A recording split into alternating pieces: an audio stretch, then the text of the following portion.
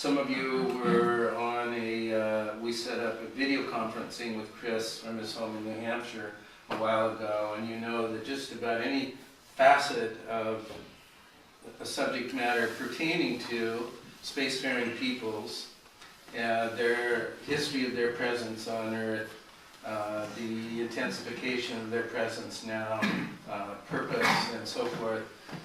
He has anecdotal stories about, some of them involve actual experience, that he's had contact with remarkable men, to borrow a phrase from Gurdjieff. He's looked deeply into some of the science of the technology. He's had contact with spiritual masters who have deep awareness of, seem to have deep awareness of what's going on. Just pulls together from all kinds of sources, as well as his association with some of the key members of the John Mack Institute, as Doug has pointed out in the past. All right, so I think there's three big do you mind if I go into a couple? Yeah, go ahead. Yeah. I think there's three big concepts that would help you with an understanding of what he's going to get into. The first is that there is a cosmological understanding. Chris has presented this in a previous webinar that we held, but it is a vision of the universe as not being a material universe. It is a universe whose origin lies in that which is unmanifest. And that which is unmanifest through emerges into manifestation through a series of stages. And in the framework in which he has studied this, these are called lokas, or spheres or worlds or dimensional realms of reality. In the highest one, there's just pure being, let us say. This is consciousness that is unmanifest. And from that it goes into a state in which there is awareness of self. There is the feeling, I exist.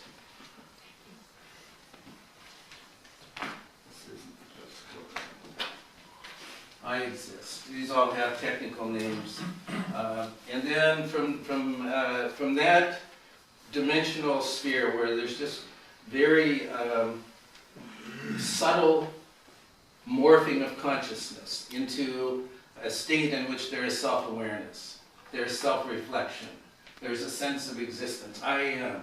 The God feels I am. I exist. From there it goes to a feeling of I do. I have the potential to act. I have creative potentiality.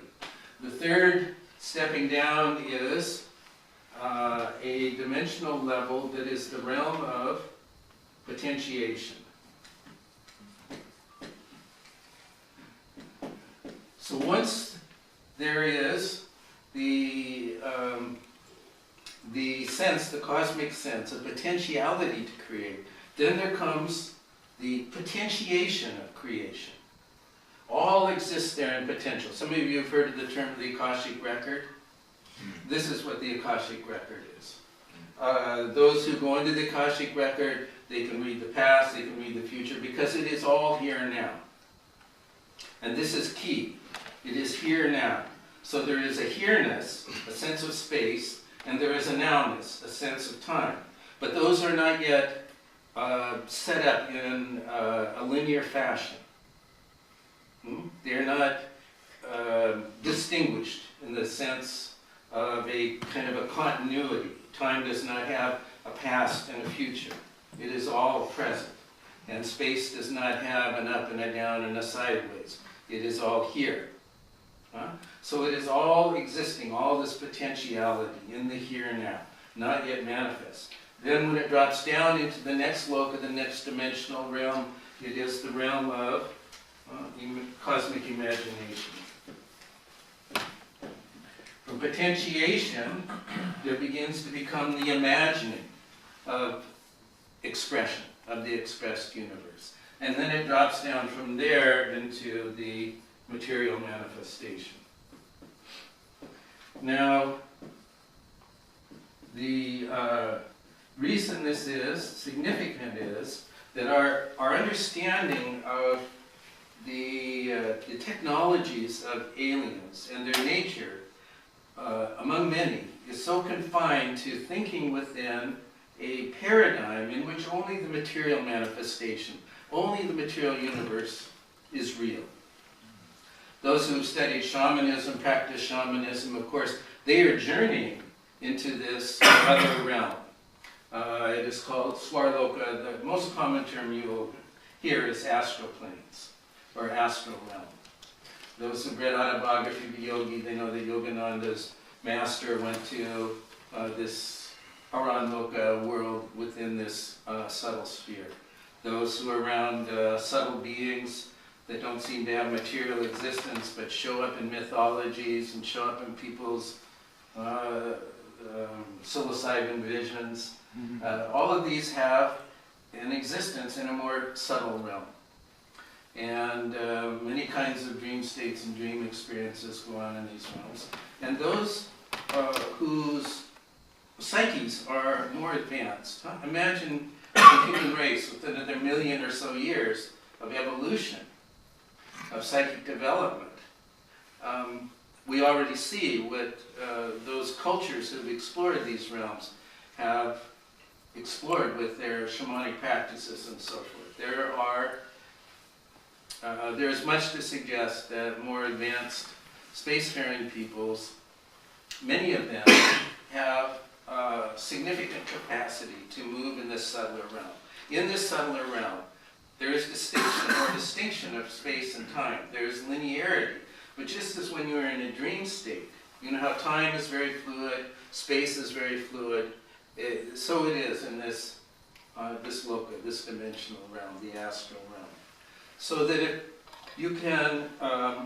you have a subtle technology and you can move up into this realm, then it is possible to travel in different ways and then drop back into the material space, just for example. So that is one big concept.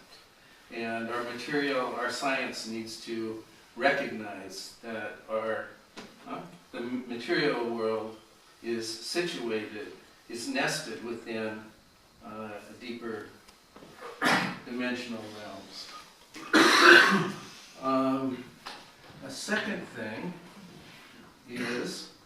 concerns what Chris has called microbiota.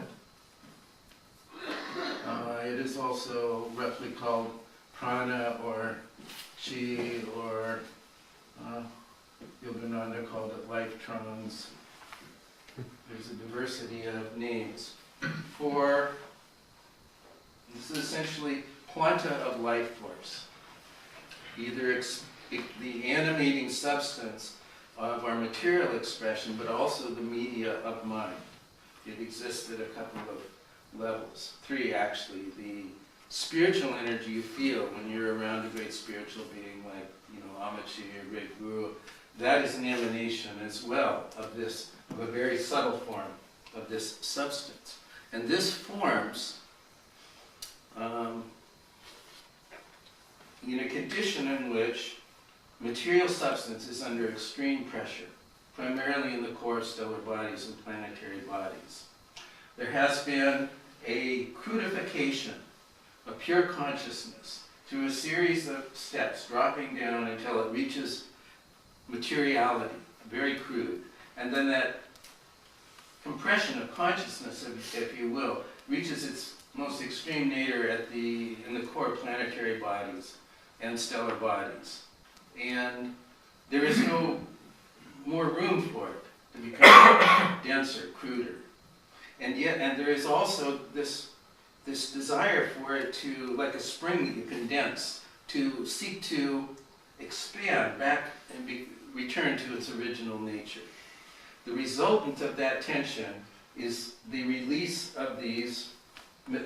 Matter is sort of pulverized in a way that releases these subtle particles, these light particles. And under proper conditions, these catalyze the formation of organic materials or exist in association with organic molecules and begin to build up living structures and build up mind and the evolution of mind.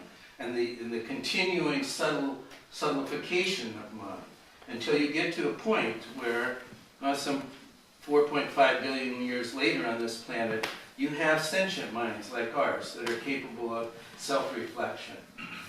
And this process continues on. And there are races that have evolved far beyond ours. And sentience is not limited to what has been achieved on this planet. And in fact, some of these races, their capacities of mind are remarkable. They have, with mind, they can exert influence over the material world in significant ways. And to come up, as Chris may share with you, and from his experience, to come up in the presence of some of these minds, the impact, the psychic impact on one's own mind may be significant. So, microbiota, life substance, it has three basic forms. That which animates our physical bodies, the prana, as it's commonly called, or chi, those who work with qigong, or healing energy. The psychic microbiota, which is the media of mind. Our mind, just like a computer, has media, which is the flow of electrons. In the same way, our minds have a media that it expresses through, which is a subtle form. And then the most subtle is the spiritual microbiota. So that is that provides the energetic component of this evolution of life from the crude material manifestation back toward source. And the third concept is, let me bring that back just right. I will call neo-humanism. There is substantive indication, both from our own collective human experience and from that which is being shared by many sentient races that are having subtle contact with human beings, that there is a need for a deep shift on this planet. And at the core of this shift is a need for a shift of consciousness, more precisely a shift of values. And that the essence of that is a shift toward a recognition that all life is interdependent, all life is interwoven. There is a wholeness of being that we are a part of. And to start making distinctions based on race, on gender, on caste, on class, on so many of these things is a fundamental fallacy. And not only that, but in the end, it leads to dead endings. We cannot go on down this pathway of having these associations of separateness. We have to think of ourselves in a universalist way. And that needs to become the value base out of which arises a new social vision, a new social order. And if that is your value base, you do not have a social vision that is based on extreme competition, on greed, on the privileging of the individual at the expense of communities and other life forms and so forth. You have then the potentiality to conceptualize how society would work in a way that breeds cooperation, that strives for the success of all, that strives for eliciting the full potentialities, not just of individuals in their individual expression, but collectives in their expression, while maintaining a harmony with the rest of life on the planet. So, I want to say this by way of introduction. I hope it supports it. So now, thank you. Wait.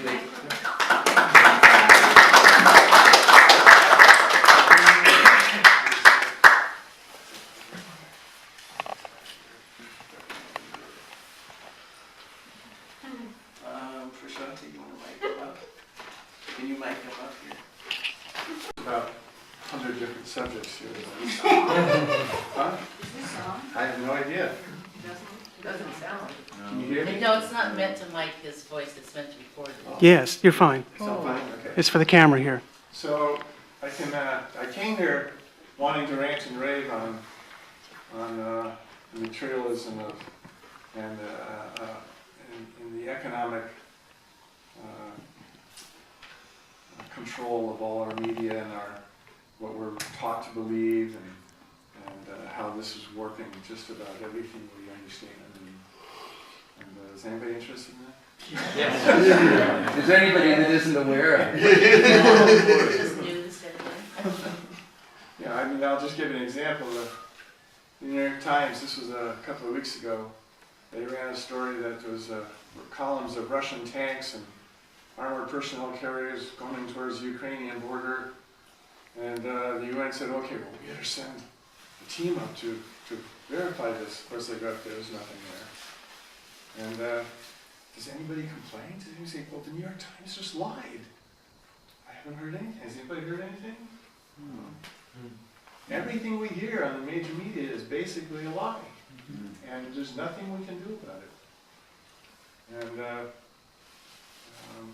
we are in a controlled psychic environment that's being formulated to make us believe a certain scenario of reality. And it's essentially an extreme materialism.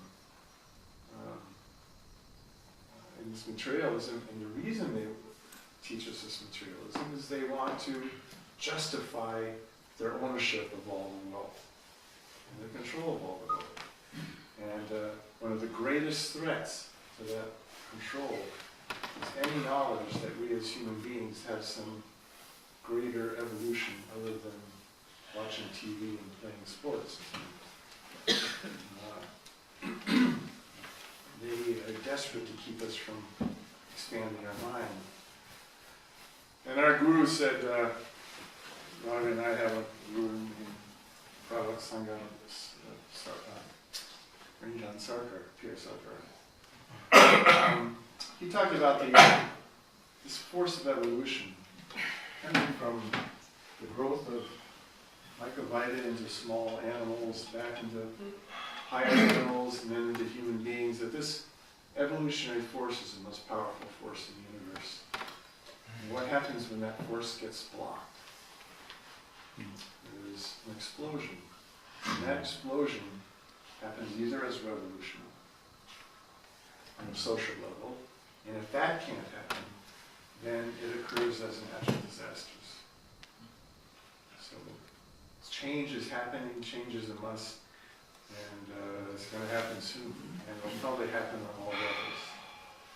And hopefully out of that, we'll be able to regain a sense of reality and just throw off this oppression. It is oppression. Pierre Sarkar called it out it's capitalism. Capitalism not in terms of, if you want to trade or sell something and make money, you make a little profit. That's not capitalism. That's business. If you want to,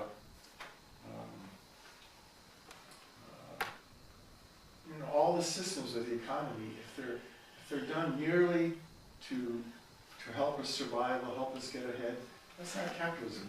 As soon as you try to manage the economy to make it better for everybody, that's not capitalism.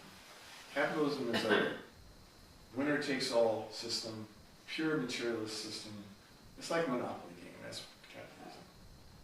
And this whole illusion of the 1%, there can never be more than 1% major owners in a capitalist system, because they won't allow it. So to break that down, we have to overcome these dogmas. The capitalists themselves put out this idea that, well, if you're not a capitalist, you must be a communist, right? Who started communism? Capitalists. They funded Marx. They funded Marx too. They funded Marx. They funded Trotsky. They funded Lenin. They funded. Maybe, I don't know. I haven't read about that, so I don't know. But I have read about the trainloads of money going with the Bolsheviks in Russia. So you might wonder, well, why did they fund them? And who knows? There's several good reasons they haven't done it. But in any case, they're both highly centralized economic systems that inevitably result in control of the population on all levels. You know, in communism, it's blatant, it's overt, everybody knows they're being oppressed, and everybody doesn't want to do about it except revolt. Unfortunately, their system collapsed. But in capitalism, they don't know they're being oppressed. It's insidious. They do it by manipulation of the media on all levels. They do it by manipulation of government.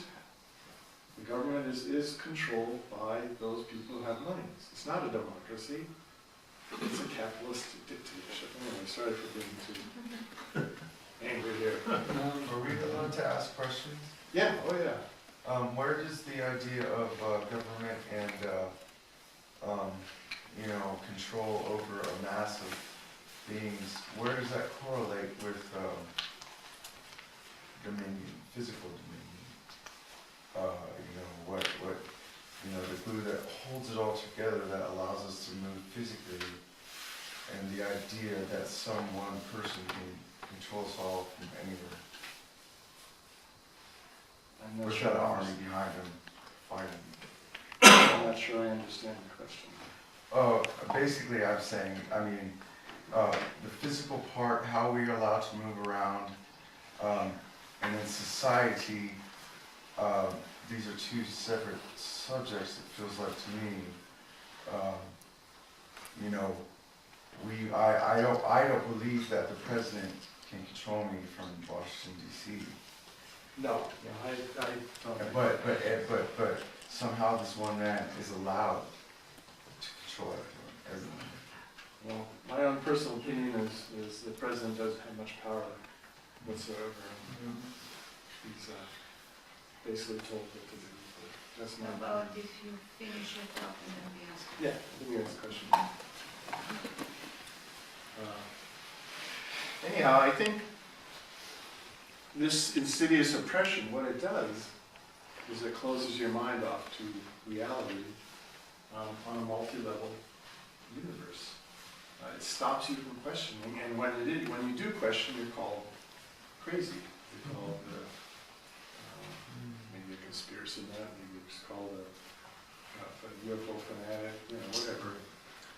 And the amazing thing is that they can block you from any scientific progress, and at the same time, they're funding the same progress secretly in the military. So it's a really, really bad situation. I'm quite sure that, yeah. So what is the core of all this manipulation? I mean, this evil. I mean, who's the core? Where does this evil come from? I don't know. You know, people say, oh, well, it's an extraterrestrial race. It's this, what do they call it? The Lizards? lizards is one of them.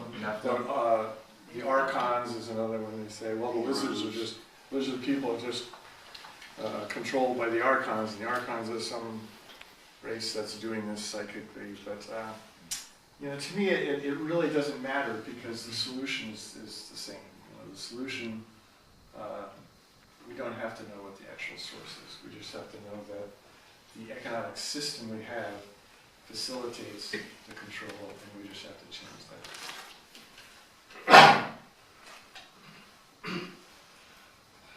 But I don't know where the source of evil is. I think, you know, if you look at the human body, we all have negative emotions, greed, anger, jealousy, you know, all these negative emotions, and if they're left to run rampant, they always end up in disastrous situations.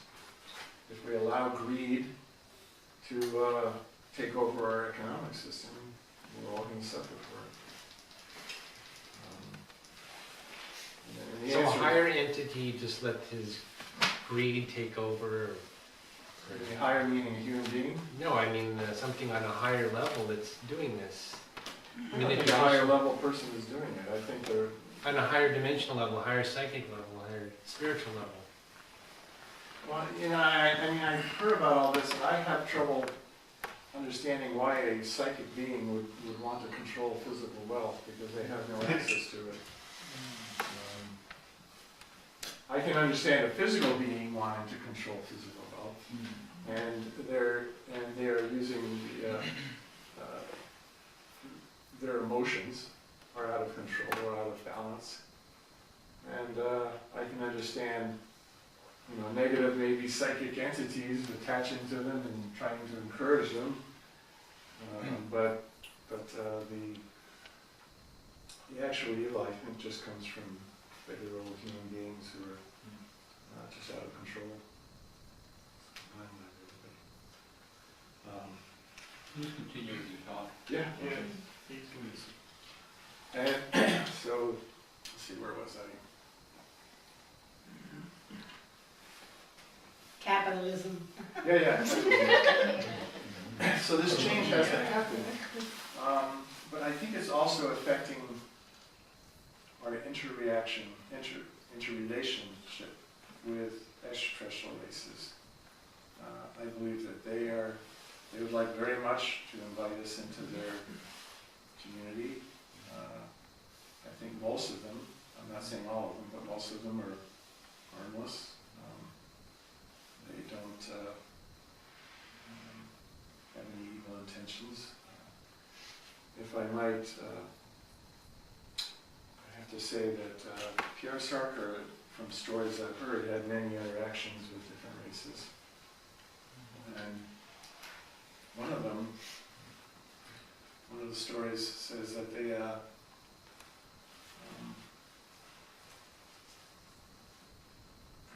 see, where did I get at? I have to choose my stories. I'll take one of James's stories. James Gillen, you've seen him.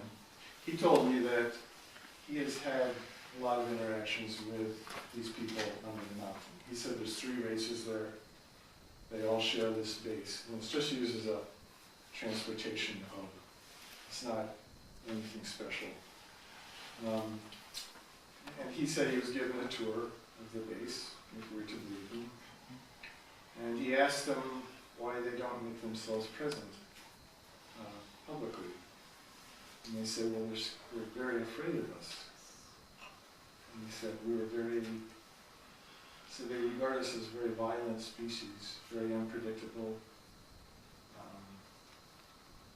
and that our intent as a race is not very good at the moment. And our intent, of course, as a public race is materialism.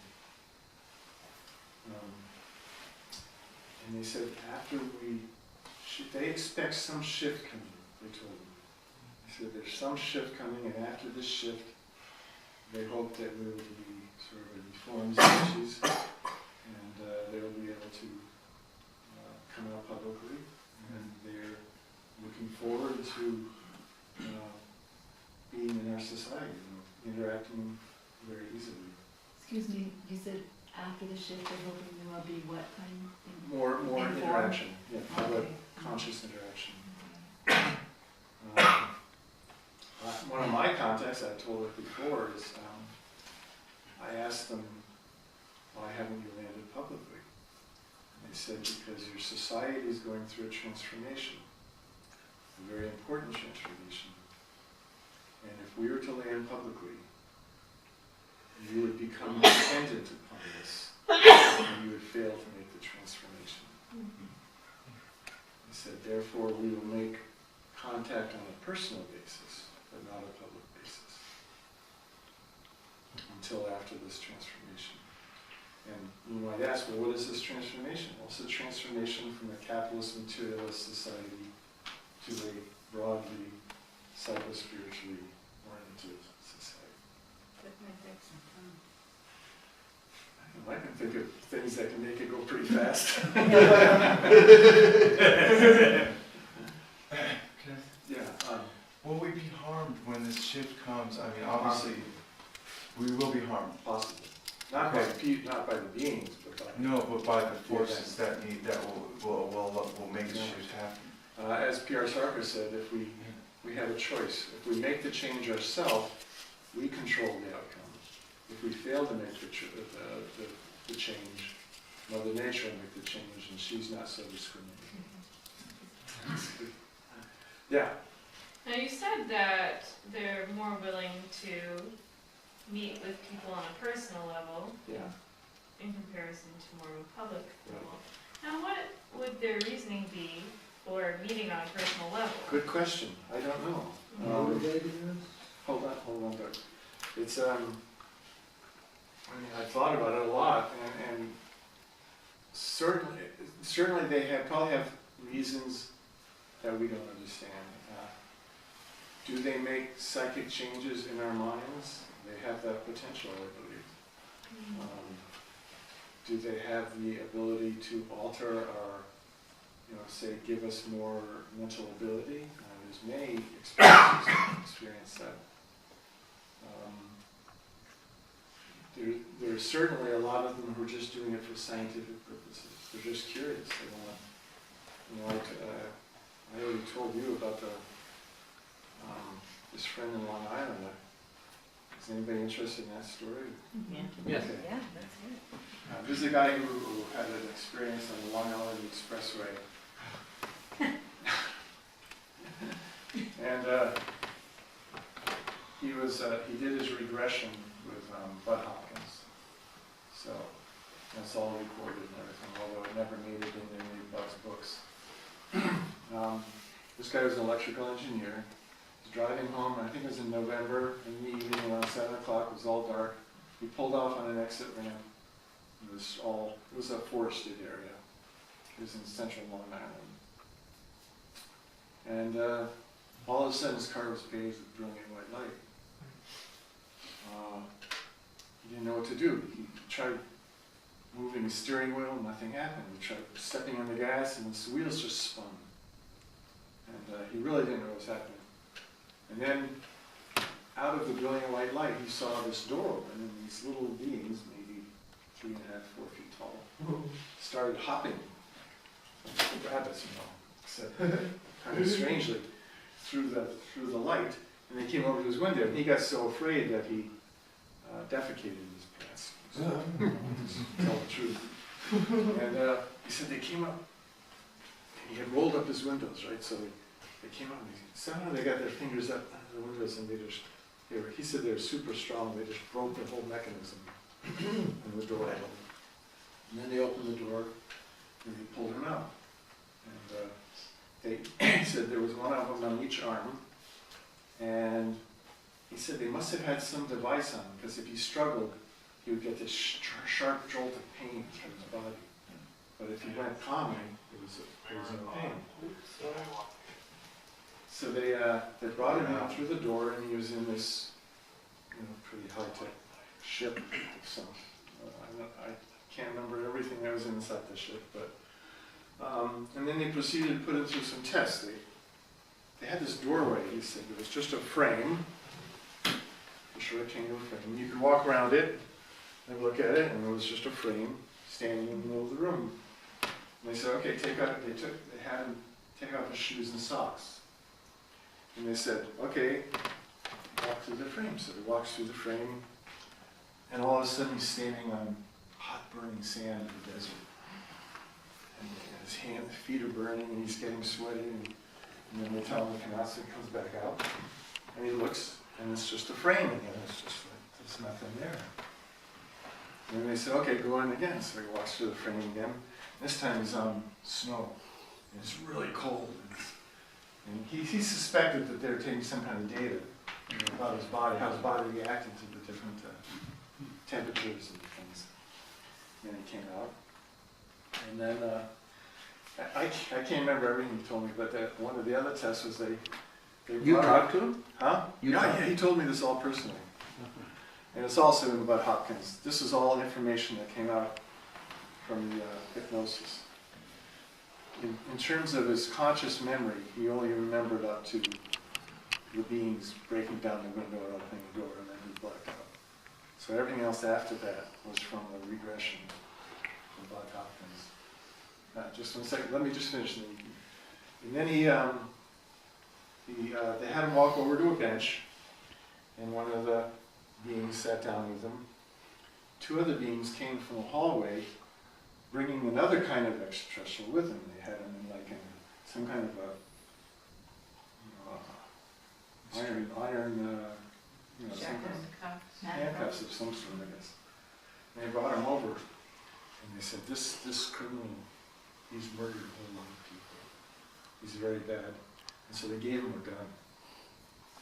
He said, you know, we want you to shoot him because we're supposed to bring him to a prison somewhere, and they're, you know, we don't think they're going to deal correctly with him. We think he should just be shot. So please shoot him for us. And he wouldn't do it. And they said, no, come on, just shoot him. It's okay. He's a murderer.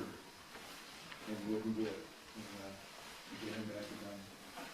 And he was sure that this was a test to see, you know, what he thought about morality and all that. I think they did more tests, but he got too afraid and he bailed out of hypnosis and couldn't continue. And then the next thing he knew, he woke up lying on the ground in the leaves, in the woods.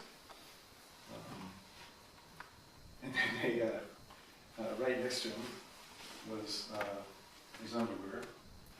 And right next to that was all the feces had been completely cleaned from his underwear and put on a little piece of paper on the leaf.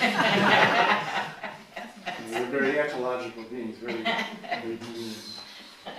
And then two people came in from the road and they had flashlights, and they said, well, we saw this light in the woods, we thought it might have been a car. And he said, well, yeah, I lost my car here. And so they went walking around and they found his car. The lights were really dim, the battery was almost dead. He had been taken at about 7, and this was like 11 at night. And his car had been wedged in between a whole bunch of trees from above. It had been dropped down. And he ended up calling the police. The police came and said, you know, how'd you get this car in here? How'd you do that? Yeah, he got a chainsaw and chainsaw out so the tow truck could pull it. Anyway, the point being that this would have been a scientific, it seems to me, a scientific, socially curious race trying to figure out about us, who we are, and what we think. I had a friend, Basil.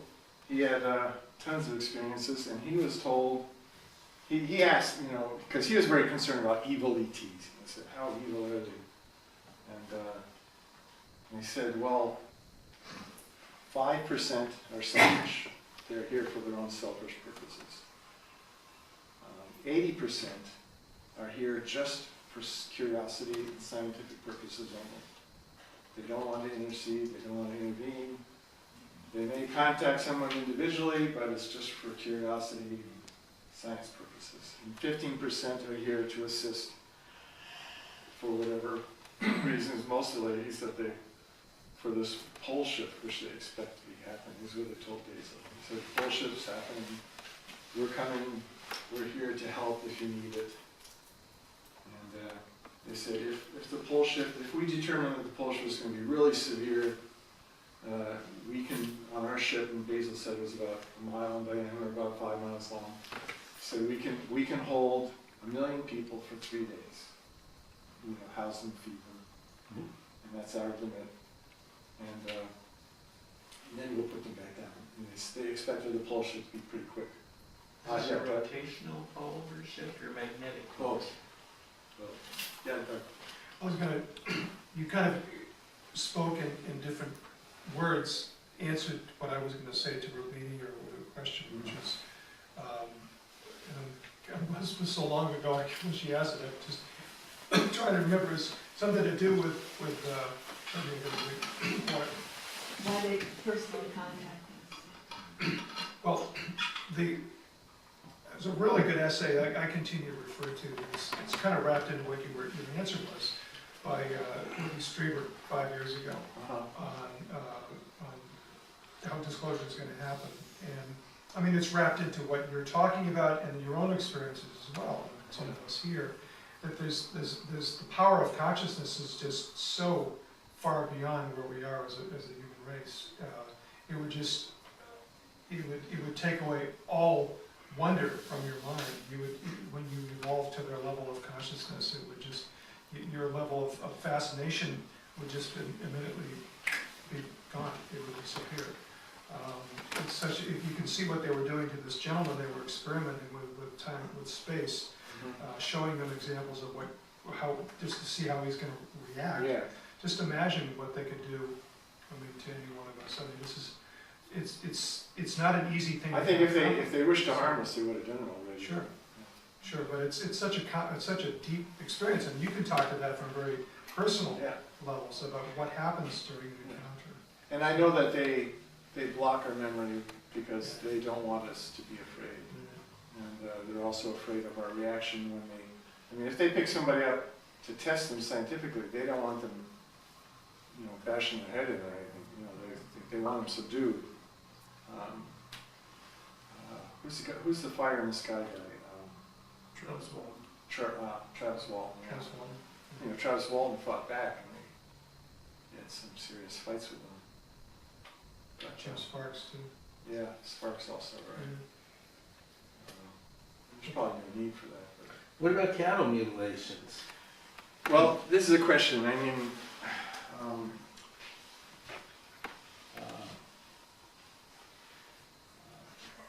who does Earth Files? Then Lynn Walton. Yeah, Lynn Moldhoff, right. She's absolutely convinced that there are these greys from the Four Corners area who are doing all these genetic manipulations. They're doing the cattle mutilations. She said, oh, well, they're doing it for food, they're doing it for their own physical well-being and for their genetic experiments. But Basil's ET said, no, we're doing it. Basil's ET said there's several groups doing it for different reasons, but their group was doing it because they wanted to monitor our environment. They said our environment is seriously polluted. They're very worried that we're destroying our environment. So they said they take cows because they're ruminants and they're very constantly eating whatever's in the ground, which is very recent pollution. And the pollution shows up in mouth parts, genetic parts, and some organs, and you'll find that that's what they're taking. And they told Basil, we test these parts of the cow because this is where the effects of pollution will show first. And Basil complained and said, well, yeah, but you're killing cows. And I said, Basil, we kill a few cows a year, and you kill 1 million a day? Well, how the hell do we kill a day? Now, what about the significance of crop circles? Oh, that's right, crop circles. I don't know about crop. Let me get to crop circles. I'll just finish the cattle mutilation. And another factor which goes against what Linda says is that often they'll just take one side of the jaw. And if you were raised trying to get something for food, you would make maximum utilization of it. Only a person who's sampling would want to take half the jaw off. But the crop circles, I don't know, Sumitra and I went to England, we saw 3 different crop circles. We went in one that had been formed the previous night. Whoa. Yeah, it was not visible, really, barely visible from the road. So obviously it couldn't have been made for public purposes. We walked up. In New Hampshire? No, this was in the one that was 1 day old. It was on the road from Avebury to the White Horse. White Horse, okay. Sorry. I can't remember. Yeah, I can't remember the town. That's in something. Yeah, there's 3 White Horses, but this is the White Horse over the ridge from Avebury. And on that road that goes between them, it was up on the side of the hill. And so we walked in, and I felt this really tingly sensation that went all the way up, almost to my waist. When I was in the circle, when I was out, I didn't feel it. When I was in, I could feel it. It was like this bubbly, like my legs had soda water in them or something. And I talked to it was an English woman there, and I asked her about it, and she said, oh yeah, I always go in these circles, and yeah, that's exactly what I feel all the time. She was very common, especially the newer circles. Have you ever been in one, or did you leave England too early? No.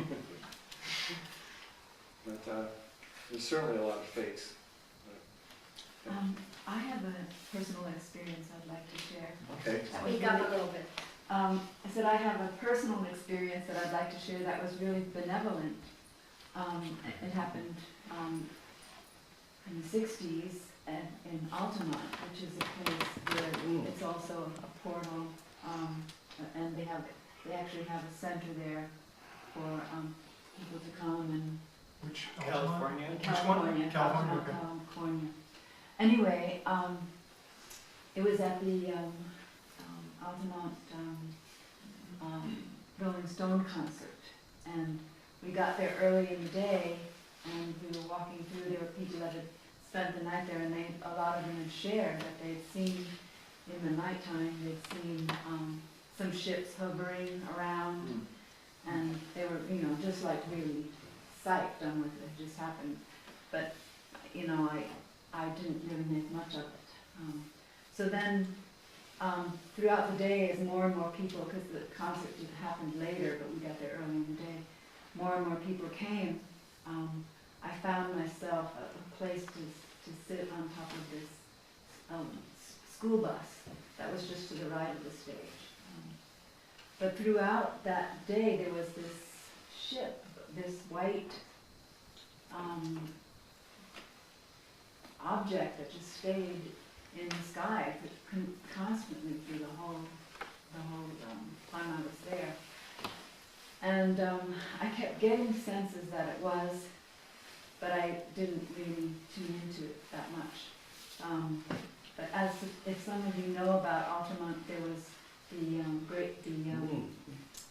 Hells Angels were doing security there, and there was a lot of really intense, and fellow was killed.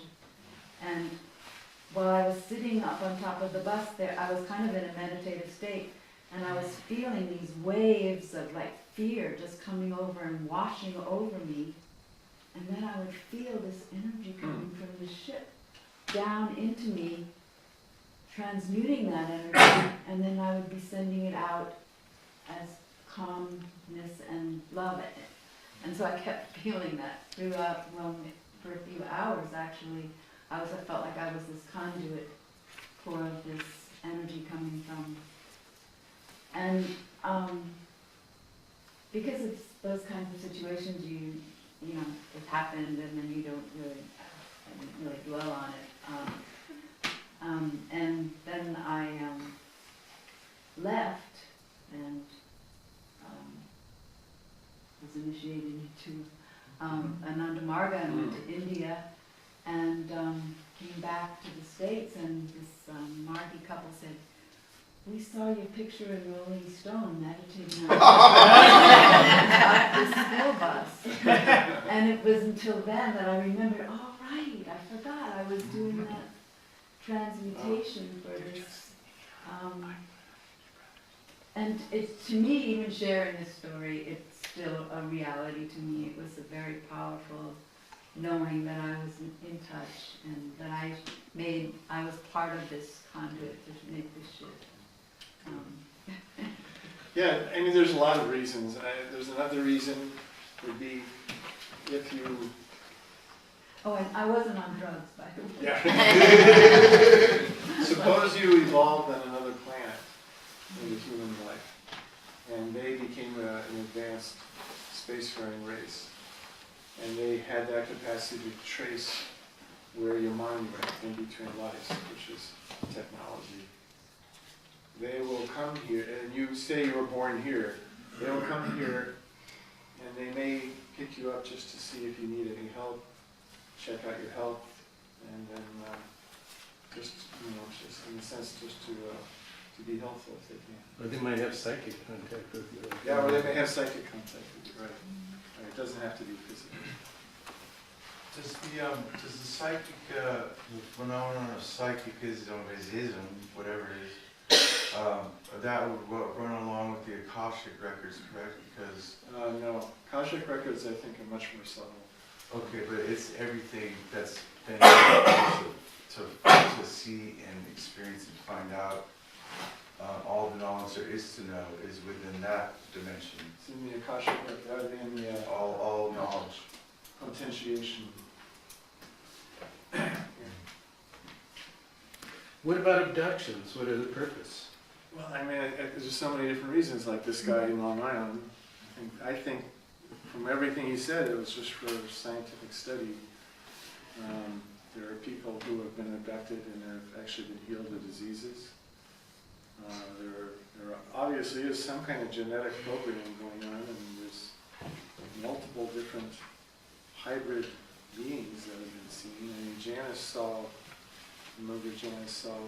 these hybrid children. She didn't know if they were hers, but she was, had to interact with them.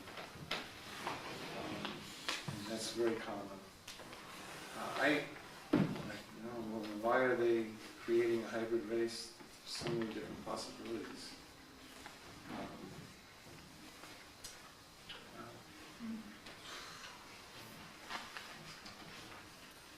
Could you speak a little bit about the creation of a hybrid race? Well, see, I haven't had any experience with that, so I don't know what other people have experienced. It's mostly women, and they're often shown, taken up again, and shown, we're told that these hybrid, they're shown hybrid children and told them that, well, these are your children. And they say, well, please hug them or give them some love or something. That's common. Didn't Baba say something about India, that there was a certain race that actually helped evolution on the planet? Could be. Intermingling with primates? Could be. P.R. Sarkar said that human race was initially created by an extraterrestrial race about 1 million years ago. And he gave the location of where we would find the bones of those first people. But I can't get a hold of the guy who knows. And then he said that there, through the years, there was other races that interacted and interbred. For instance, Basil had an experience with a particular race that looked African, except that they had big heads and no hair. But everything, all the facial features, they looked very African. And he talked to one of the men, and they came up to him, and they were very curious. They said, tell us about the situation of the African people. Of course, Basil, I don't think he could have even found Africa on a map. He was like, he dropped out of high school in 10th grade. He didn't know much of anything.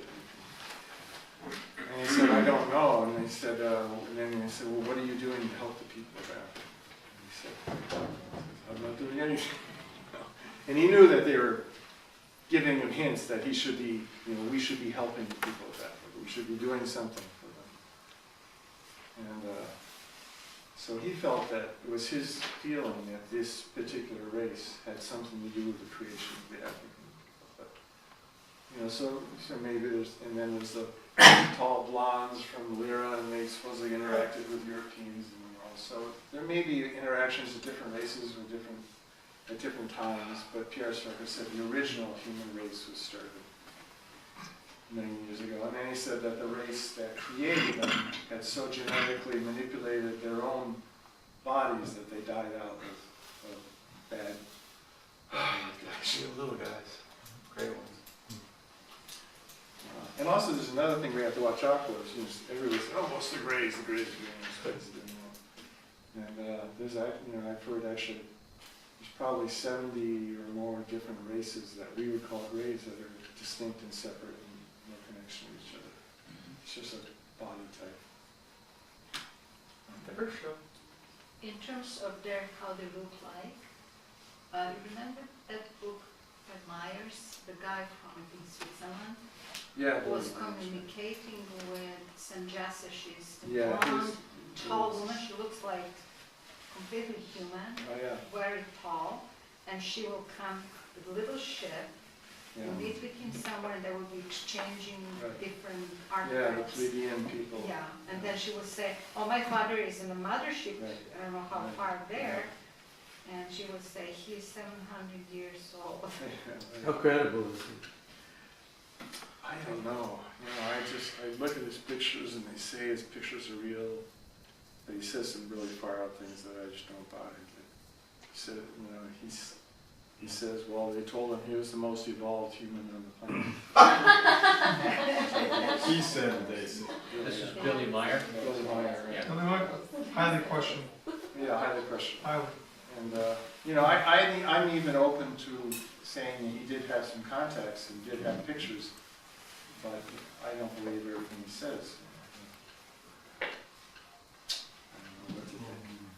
But I do believe that there are plebeians, and it seems like there's a whole lot of evidence, a lot of experiences from different people. Yeah. I've had just a couple of dreams in my life that were like prophetic dreams, and the things came true, and it kind of scared me, because I wondered if maybe if there's like a time slip, and things are going to happen. One of the dreams was before 9/11, for instance. Yeah. You know, Yeah, I wasn't exactly, I didn't exactly see what happened, but I saw the things that happened right after that were in my dream, like 10 days before. But I'm just wondering, how can dreams show something that's happening in the future? There must be a time slip. because every event that happens in the physical plane started with an idea. And it starts probably somewhere up potentiation. Then it gets manifested into all the potentials in imagination, sort of like drawing board, right? So when you're going back, and when you're having a lucid dream, and you're seeing some disaster happen, that's not necessarily what's going to happen. It's just you're looking at one of the potentials being played out in the imagination. So a guy like Gordon Michael Scally, you've heard of him, right? Right.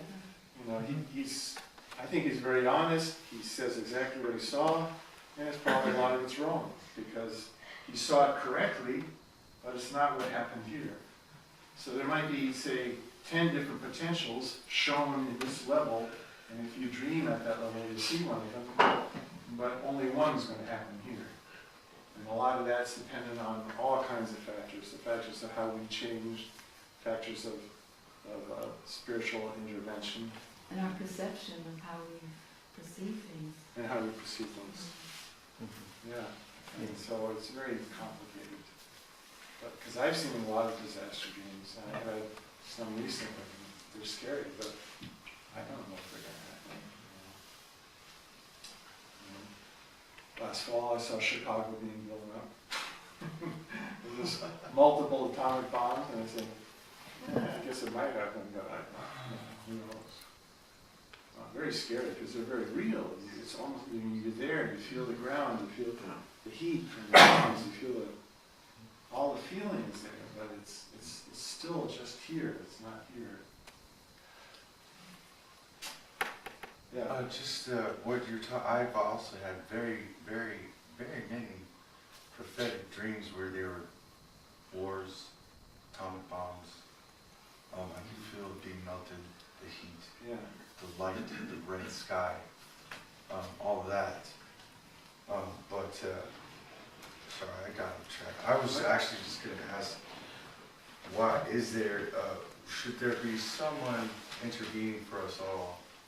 Well, Basil was told this, and I also, P.R. Sarko said the same thing, was that this planet is a very unusual planet in that we have a very high amount of genetic diversity. It's very rare in the universe. And Basil was told basically they're going to do everything they can to preserve it, even if it means letting all the humans die. Oh, yeah. Because you can always recreate humans, but you can't recreate the environment if it's destroyed. So they told Basil, and P.R. Sarko said the same thing to a monk that told him, was that they would prevent an all-out nuclear war. They'd stop it. Mm-hmm. We may not know that they stopped it, but they would stop it. So they may allow a limited nuclear war, but not an all-out nuclear war. And there seems to be a lot of evidence from military people that most of the military is aware how they can manipulate even missiles and sequences and code sequences and all that stuff. There were some demonstrations of their power, right? Yeah, right up in the upper Midwest, I think. They flew over some silos and scrambled the launch codes and did all kinds of stuff. On which side? Who's Who missing? did this family? There was such a ship, some kind of ship. It happened It was out. a few times. Few times. In the 1960s in And it was Montana. reported in the Yeah. disclosure meetings in Washington. The Disclosure Project witness was named Robert Salas. If you go to YouTube and This search one of them. Disclosure Robert Salas, it'll be his testimony talking about, he was in command of the facility when this happened. And they tried replicating the sequence that happened that day to see if they could see if it was recreated with a computer, and they could never replicate the whole situation. There were all these missiles in this bank of missile silos all went offline at the same time. Could I add an observation, please? Yeah. The other day, I know that there are certain technologies that our government and maybe anyone in the world can't duplicate just yet, as far as the UFOs go. I was watching one of them coming due south, perfect line. North is that way, yes, south that way, okay. No, south that way. Okay, one goes south, no chemtrail, it was dissolving, it was military aircraft, I could hear it really high. And then maybe 5 minutes later, one coming right back due north, parallel. I've noticed that they're coming from North Washington and whatever, and they're heading down, probably over the ocean, and then heading back up, and then observing like that. Pretty sure that's what the aircraft that we're hearing the last few days. Those aren't. Those wouldn't be UFOs if they made more like that. Exactly. Thank you. Is it true that in your experience with Basil that there was some transfer of technology? Yeah, I'm trying to, if I have time, I'm trying to compile the technology that they gave Basil. It's a lot of science that counteracts a lot of what's known today. For instance, they pretty much said quantum physics is pretty much baloney. But if you look into quantum physics, where its origin are, you realize that it's really tenuous. I remember a friend of mine. He had a house right near Bud Hopkins' house in Orleans, Cape Cod. And he used to walk on the beach, and one day he met a guy vacationing there from Yale. It turns out he was a Nobel laureate physical chemist from Yale. And I asked him about quantum mechanics. This guy's won a Nobel Prize. And he said, well, quantum physics is a house of cards. He said, one small little piece of data and the whole thing's going to fall. And I think we have to take it with a grain of salt, but there's certain ideas of quantum physics, implications, like there's no real physical matter, it's really force fields. At some level, there is a particle that is, in a sense, just a force field. And then there are other force fields and particles, and of course, Pierre Sartre brings out the point that matter is a combination of consciousness and energy. This is different than quantum mechanics. Quantum mechanics says it's all energy, and that there's this infinite potential in the point of space. Well, that's not necessarily true. If you have a particle, it's a piece of consciousness that's bound by energy. So the energy is the bottle, consciousness is what's being bound. And that's different than quantum mechanics. Let me finish, okay. And so they basically I'll tell you about things. They said that there's many, many smaller particles than what the physicists are working with now. They talked about, they said the smallest particles that they work with, there may be a billion of them in an electron. They're very, very small, and they call the, big thing in physics now is, the quarks and the God particle at that level. And they said, they told Basil, well, the quarks are intermediate particles of no consequence.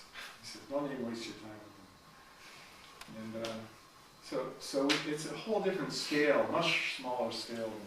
And what keeps us from looking at that is this idea that you can't observe something so small, because your mind affects affects the experiment. And what they told Basil, that's baloney. You just have to figure out how to do it.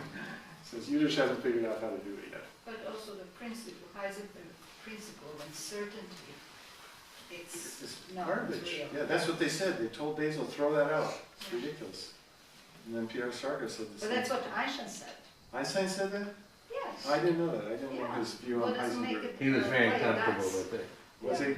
Yeah, he had the, that's why there is this whole Einstein-Podolsky paradox. God does not play dice with the Yeah. universe. Yeah, right. Yeah. I mean, what they did was they said, all quantum mechanics is a probability theory. It says, well, we can't image the electron going through this slit, so therefore we're going to make a probability chart of where it's probably going to be. And we'll base all our physics on that probability chart, which is, it's insane. And it's useful for macro scale, for that size only, but it blocks you from getting smaller, so.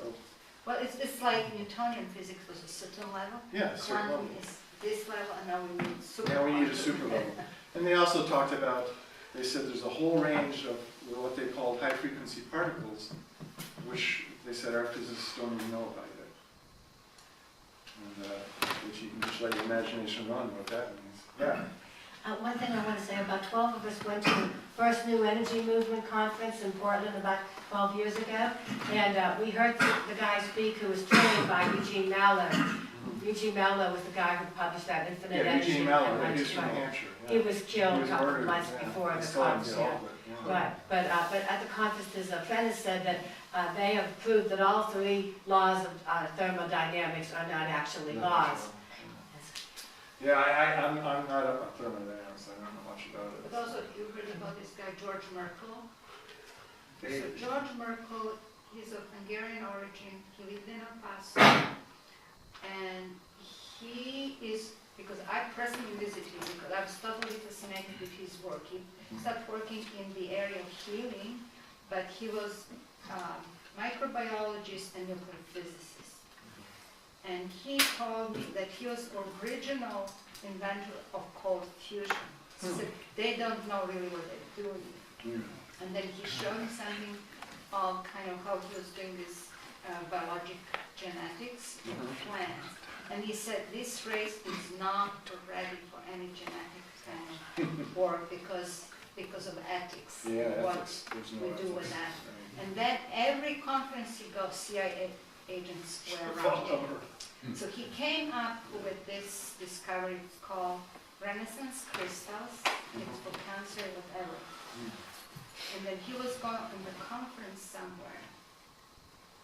And he was It's in called the life car. crystals too. Yeah, we knew Life about, crystals, that's yeah, right. we knew about that in Eugene. We used to order cases of that thing. Yeah, It was a beverage that was in the sun. It was like put in these huge cylinders, and then they did some kind of nuclear twist on it. And my hair actually stopped turning gray coming out of the roots of my head. My hairdresser He was noticed a that. genius. I mean, He was he a was genius, a poet, yeah. he was artist, he was researcher. He had his laboratory in El Paso. He was growing in a certain arid area, grapes or something for his particular dish. But what happened, he was driving to a conference in a car and he was killed. But how he was killed, because I came to know through someone, he was in a car and he felt something wet where he was sitting and he knew it was poison.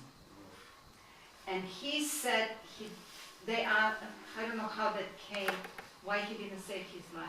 He said, if I did that, then it killed my life or whatever. Yeah. So he let go to poison, Wow. kill him. Amazing man. Yeah. I have some of his tapes. Pretty bad people working in the government. You speaking with the government, what about alien contact with government officials? You you hear these statements from several past presidents about UFOs, and they're a little bit coy about what they're saying. Except that Russian. You Who's hear all, pretty direct. Yeah, right, the Russian president. you hear all these different things. I mean, there's a movie, it's either out or coming out soon about Valiant Thor. Has anybody heard of that? He was supposedly a very advanced human. He looked like us, but he came from another planet and came right into the military in the Pentagon and announced himself and said he was wanted to. He was willing to trade technology for if we would stop all our nuclear programs and disarm all our nuclear weapons. And this is at the time of Eisenhower. And there were many witnesses in the White House and in the Pentagon who talked to him, saw him. There's pictures of him. And apparently the story is Eisenhower refused and said, no, we won't do that. And he left. What's his name again? Valiant Thor. But I don't know. Yeah. Can you elaborate on the story you told us in the past year or so about this person that you knew at Harvard who was who met an advisor at Harvard University who she claimed to be an alien. She graduated from Radcliffe, 66 or 67, something like that. And she went to graduate school in language. That was her major. And it was either Berkeley or Stanford. I can't remember which one.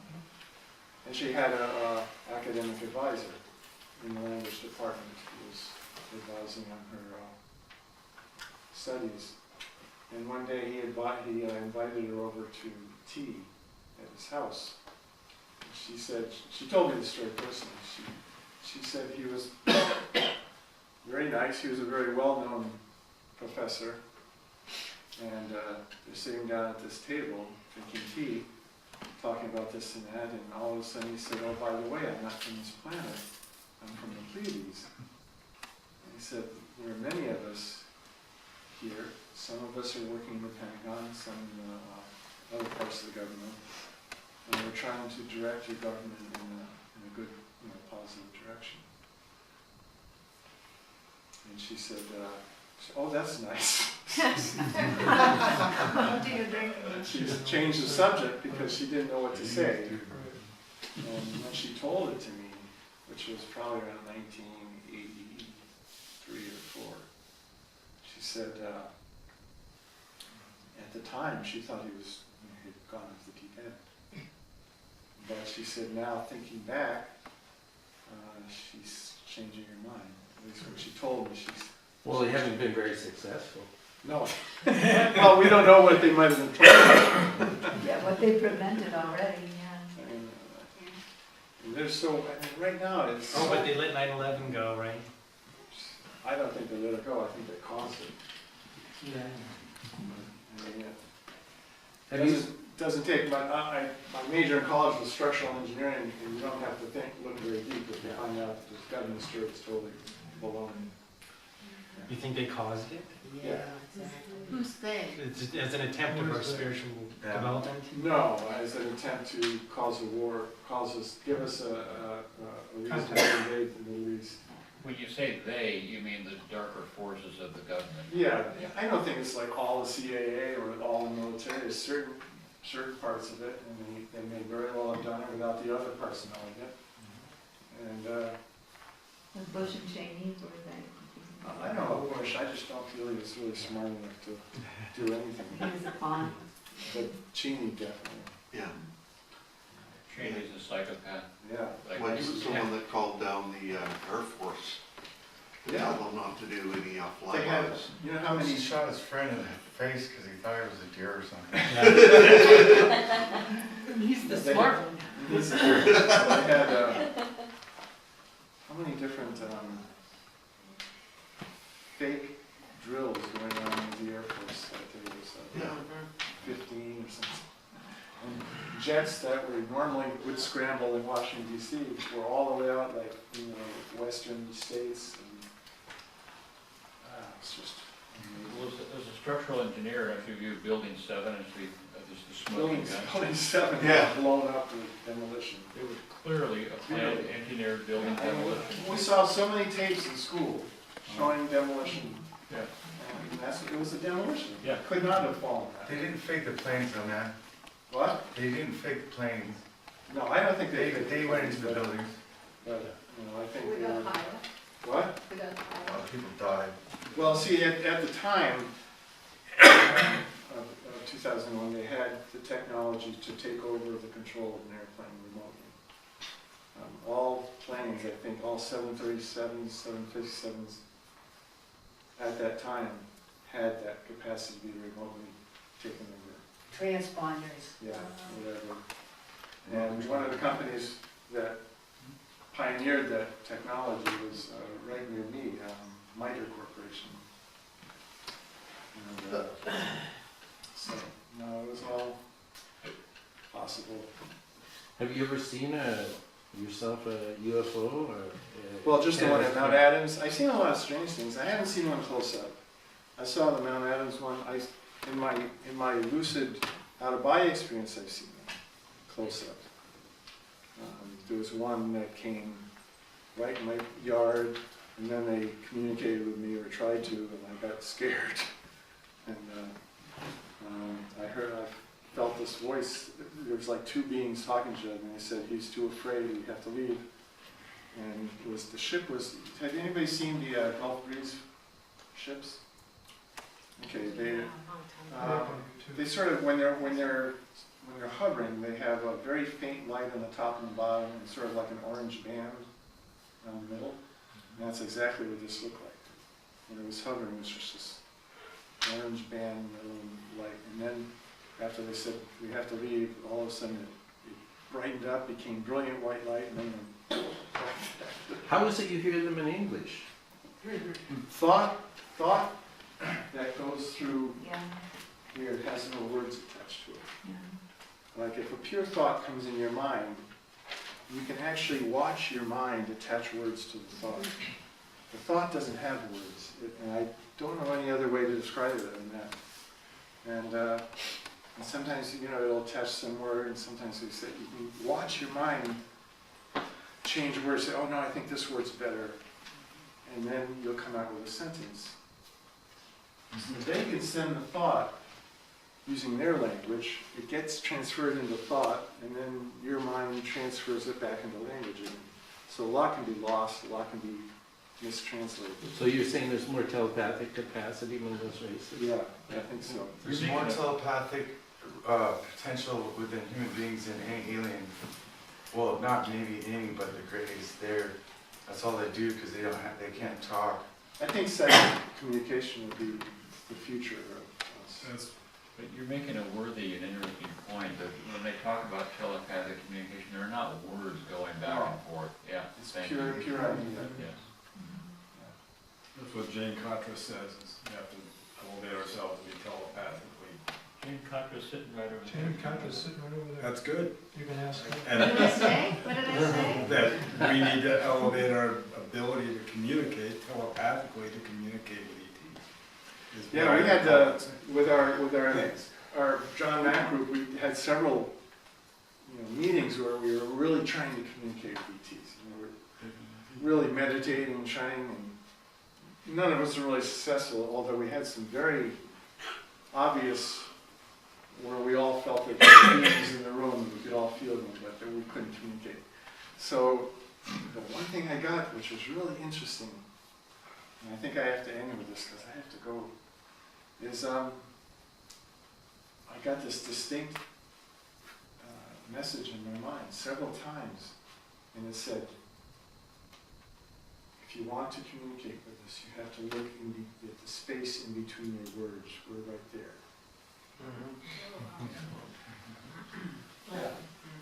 Okay, is there anything that we can do all of ourselves to further this movement toward connection? I mean, meditation, of course, is. I think meditation is one thing. I mean, mean, I remember one of the people in John Mack's group, her name was Vicky. She's in one of his books under a different name, but she told me that the people who she's had all the contact with are called blondes, right? And she says they're from the Aryan star system. They told her that she should meditate. And they taught her meditation, which it just so happens is very much like one of the lessons that we do. And they told her to meditate twice a day, 20 minutes in the morning, 20 minutes in the evening. And every time they came to pick her up, the first thing they'd say to her was, "Have you been doing your meditation?" And she'd say, "No." They'd say, "You should be doing your meditation." Which lesson? Which lesson? Sixth. Sixth. Just one question about microwaves in the environment. The 2 million plus for microwaves increase radio Right. frequency. And what's it doing to the birds, the bees? And the What's it doing to us? Like Basil asked them, why can't we detect any of your transmissions, your communications? They said, well, we don't use electromagnetic radiation anymore. They said, because we found it adversely affects the brain. Yeah. Can you talk a little bit more about the polar shift? Okay, well, the first time I heard about the polar shift was from Pierre Sorgo, who wrote an article named "The Poles Are Shifting." We'll shift their respective The positions. shift of the Poles, pole. yeah, poles shift their respective position. Where he said this periodically happens and that it will be happening soon, I think. And it's magnetic and also, Well, I can't remember exactly what Pierre Sorgo said because we also got more information from.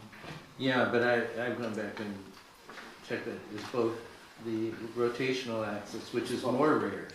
Yeah, and, more rare. And the magnetic. Magnetic's more common. Yeah, every And 700,000 I think, years if or you something. correct me, I think he said the magnetic was going to happen first and then the geographic. Yeah. And he said the geographic, there would be a slight pole shift followed in 2 years by the more significant one. 2 years or 2 days? 2 years. 2 years. And he also, and when I was in India, he was telling, he told this monk, Mukti Gyananda, he said that the pole shift was going to happen in less than a day. He said the severity had not yet been determined because a lot of it depends on the changes we do in our society. He said, but it was inevitable, and he said many of our brothers and sisters from other planets were coming to help us if it's severe. So they reflected exactly what was said the days of his ETs. They said the same thing. so what causes a, Rotational polar Big earthquake. He said when after the pole shift, scientists will try and find a reason for it to have happened, and they won't be able to. He said because the majority of the cause is psychic. And I think I was along the lines of what I was telling you when there's oppression of human growth. It's like a psychic buildup of energy, and it's that psychic explosion that causes these things. I can put some of this on the disclosure list okay. of people who are interested. I know it's a big subject in your time brochure. But he did hone down the time to around 2020. 2024. Yeah, in that range. Yeah, the magnetic fields are screwing up. well, royally now. they're moving quickly, but they're chaotic. Chaotic. So anything that's chaotic can be flipped. Yeah. But on the other hand, Rudy Shield at Harvard told me that these huge, there's a very big magnetic anomalies forming off of North Korea and off of Argentina, which is exactly where Pierre Sorgo said the poles were going to shift to. Yeah. But to my mind, what you're saying is, the connection is that we have the ability to alter or to change the space, but we have to do it together. We have to do it together. We have to do it soon. And He said this one is too up. he says too late to stop, but we can affect the severity.